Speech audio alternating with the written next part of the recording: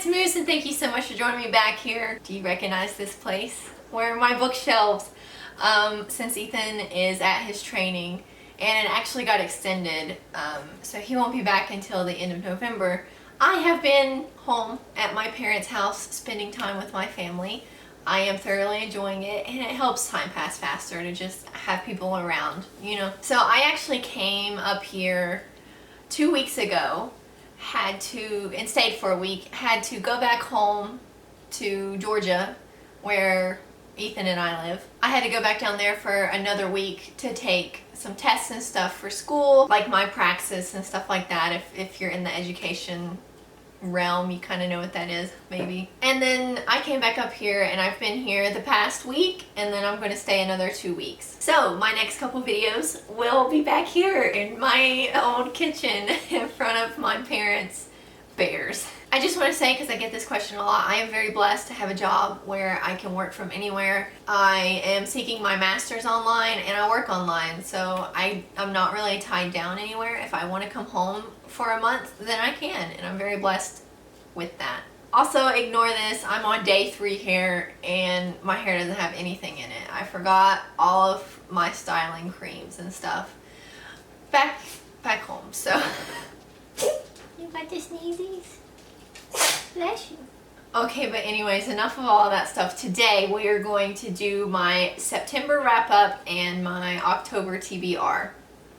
And since Ethan is gone, I have an extra 3 weeks to finish all the books that he challenged me to read, which is a good thing, because I'm not even halfway through all of them. I will be soon, but as of right now, I am on my 3rd book, and he challenged me to read a total of 6. I am slacking, but I think I can do it now that I have more time. It sucks that he's gone longer, you know, it bumps me out, makes me a little sad, but at least I have more time to win our bet, because I want to win.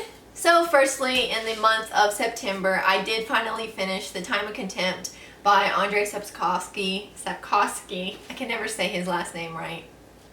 This is book 2 in the Witcher series. I've talked about this series a lot here recently on my channel, just because this is what I've been reading. I will say I thoroughly enjoyed the 2nd book, so much more than the 1st book.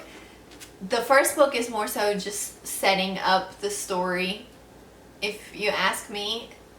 It's not necessarily backstory, but it's just stuff that you have to be aware of in order for the story to really get going. And I feel like in this book, the story really gets going. I will say this is definitely high fantasy, political fantasy.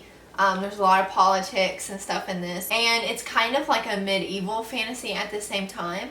So like there's kings and queens, and I do want to put out a trigger warning for you guys, since it is more so like a medieval fantasy. It talks about like pillaging villages and stuff like that, and within that it talks about, you know, raping women when the villages are being pillaged. And there are some young characters in this book who are transitioning, you know, they're in that puberty period, and so they're kind of hesitant to explore that part of growing up.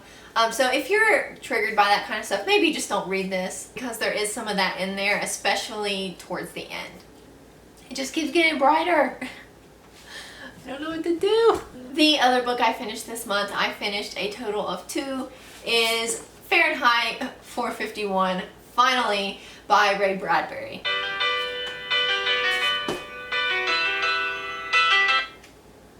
Hello.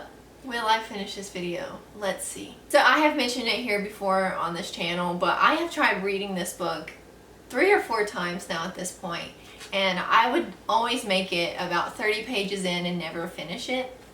And it's not because I wasn't interested or anything like that. It's just, this has always been the book that I pick up when life is busy, and then life gets so busy that by the time I come back to it, I forget what has happened, especially since I've only gotten like 30 pages into it. But I finally finished it this month, and I'm so happy, and I'm actually disappointed I didn't finish it sooner. I thoroughly enjoyed this. Interestingly enough, it has some notes and stuff at the back, and I read them. I usually don't do that, but considering this is like a classic, I kind of wanted to approach it from like the English major standpoint, I guess. And so I wanted to see what people had to say about it. First of all, I was not aware that this was categorized as sci-fi at the time that it was written. Had no idea. In the bookstores that I go in, it's either under classics, of course, or just regular old fiction. It's not under the science fiction. With that being said though, I can definitely see why it's categorized as science fiction. So if you have no idea what this book is about, in this book, a man named Guy Montag is a firefighter, but in the future. And so in the future, firefighters don't put out fires, they set fires, specifically to houses that have books in them. Books have kind of been banned from society. You're not allowed to read them. You're not even allowed to own a book. And so it kind of just explores, first of all, why the books were banned, the impact this has on society, you know, the impact it has on Montag. And I will say the ending was very interesting. If you have read this book, I'm interested to see what you think. But yeah, I really enjoyed this, and it was a quick read. I'd say in total I finished it in like a day and a half, and if I had been more diligent, I probably could have finished it in a day. Cause I started it late at night one night, and so I'm counting that as my half a day, and then the next day I finished with all my schoolwork and just sat down and finished it.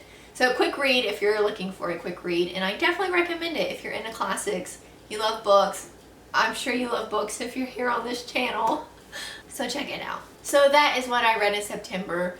I have already started my October reading, and first up is The Secret Life of Bees by Sumunk Kid. I will be honest with you guys, it's not my favorite so far. I am 59 pages in, almost 60 pages in. I think there's roughly 300 pages, and I don't know how I feel about it. It's not bad. It's just not typically what I would pick up. My best friend Jessica gave me this book because she had an extra copy. And I thought, you know, sure, whatever, I'll read it. It's not a long read. So far I'm not loving it. I am planning on doing a reading vlog about this where I'll go more in depth about the storyline and what I think about that and that kind of stuff. As of right now, I would kind of categorize it as more of like a contemporary historical fiction, maybe.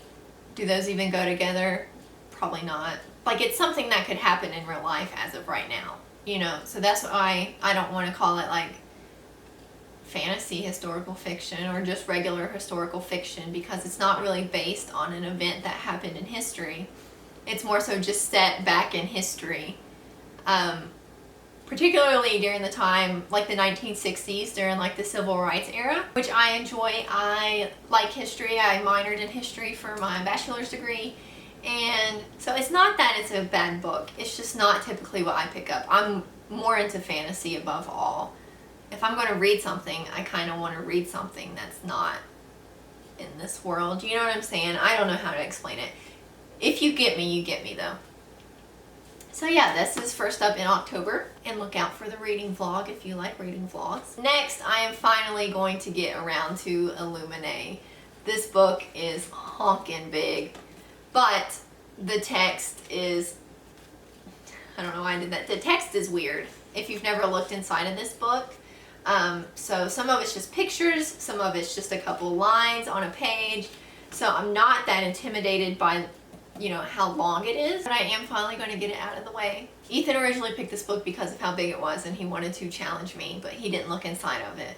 So he thought it was just, you know, hundreds and hundreds of pages of actual book, but I'm fine with it not being that. So this is next. After Illuminate, I have 2 more books left for Ethan's reading challenge. And I haven't decided what order I'm going to read them in yet, but I have Uprooted, which I have read part of. I listened to a majority of the audiobook of it before I decided that I wanted to read the hard copy. This is a fantasy book, and the language and some of the names and stuff, I just felt I would process better if I read the physical copy. So I have Uprooted, and I have Scythe, which is part of a series that is highly raved about here on BookTube. I'm sure this is not the first time you've heard about it. So yeah, I have these 2 options to pick from. Don't know which one I'm actually going to pick after Illuminate. I guess we'll see. But yeah, that's all I have for this video. Thank you guys so much for watching. If you liked it, be sure to subscribe down below and leave a comment. I'm always interested in what everybody is reading, so let me know what you're reading this month in October. I know a lot of people are doing like spooky reads and stuff like that. I'm not much of like a horror book person personally, and I do have this bet with Ethan going on, so I'm more focused on that right now. But if you are reading some spooky reads, let me know. I'm interested to see what you're reading. Again, just thank you guys so much for watching, and we'll meet back here in my parents' kitchen next time. See ya! And bless you.